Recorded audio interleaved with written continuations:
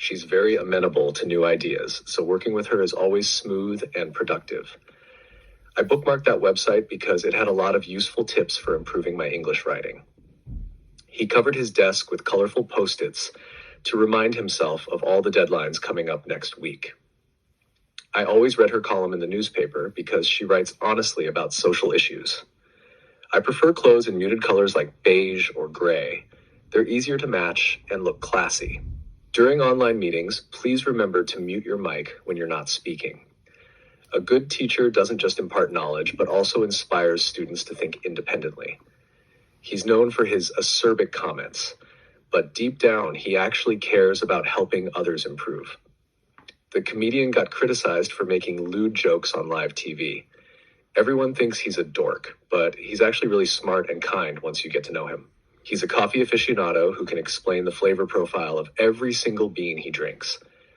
After finishing work early, I just walked aimlessly around the city to clear my head. He ended his speech with a cheesy phrase like, "Follow your dreams," but it still made people smile. There's something melancholic about the way she looks out the window when it rains. After losing his job, he felt like he was staring into an abyss with no idea what to do next. She sank into despair when she realized that all her hard work had gone unnoticed. He kept spouting random conspiracy theories that made no sense at all. His speech was full of trite expressions that everyone had heard 1,000 times before. The driver yelled obscenities at the pedestrian who crossed the street too slowly.